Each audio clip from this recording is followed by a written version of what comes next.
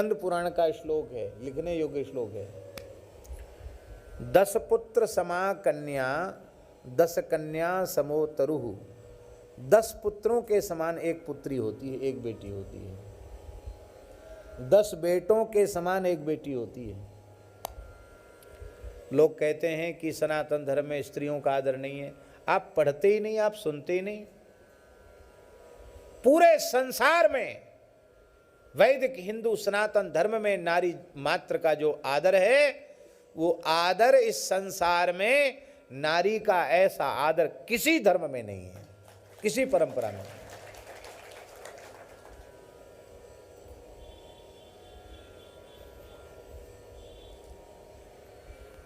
आज पूज्य बाराघाट वाले महंत जी बोल रहे थे, भोपाल जैसे शहर की स्थिति बोल रहे थे।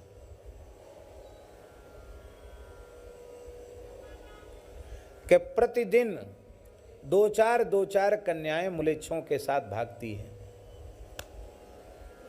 प्रतिदिन की बात है। और वो म्लेच्छ यवन दुबे पांडे चतुर्वेदी ऐसे टाइटल रख कर के अपना वो बना लेते, क्या फेसबुक कहते, क्या कहते हैं, रोली ओली भी लगा लेते हैं, कलावा लावा भी बांध लेते हैं और हिंदू लड़कियों को चक्कर में फंसा लेते हैं। इसके बाद जब वो भ्रष्ट हो जाती हैं तब कहते हैं कि अब तो निकाह कराना पड़ेगा। फिर निकाह हो जाता है। निकाह के बाद पता चलता है कि 2-3 निकाह तो पहले से ही हो रखे हैं।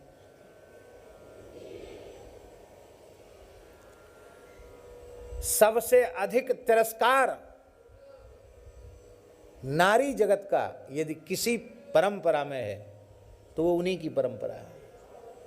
स्त्रियों का सबसे भारी तिरस्कार है उस परंपरा में।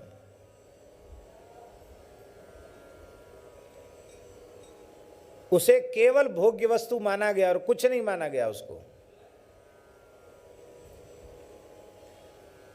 फिर भी कितने दुर्भाग्य की बात है कि हिंदू परिवारों की लड़कियां मुसलमानों के साथ भाग रही हैं। कारण क्या है?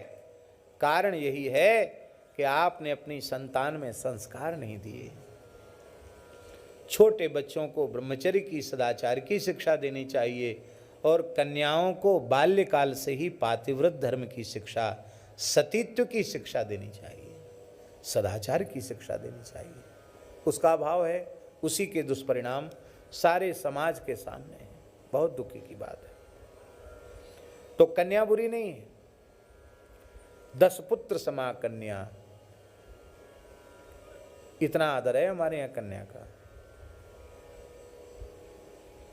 महाराज जी लिखा है, आचार्य जी आप सुनकर आश्चर्य करेंगे, 10 ब्रह्म हत्या के समान एक स्त्री की हत्या का पाप है। स्कंद पुराण में लिखा है। आप सोचो, इतना आदर कहां है? ये सौभाग्य समझो कि भारतवर्ष में जन्म हुआ, और ये सौभाग्य समझो कि पवित्र वैदिक हिंदू सनातन धर्म में हमारा जन्म हुआ। दुनिया का कोई मत पंथ हिंदू वैदिक सनातन धर्म की बराबरी की तो चले क्या, उसके चरण की धूल का एक कण भी नहीं हो सकता।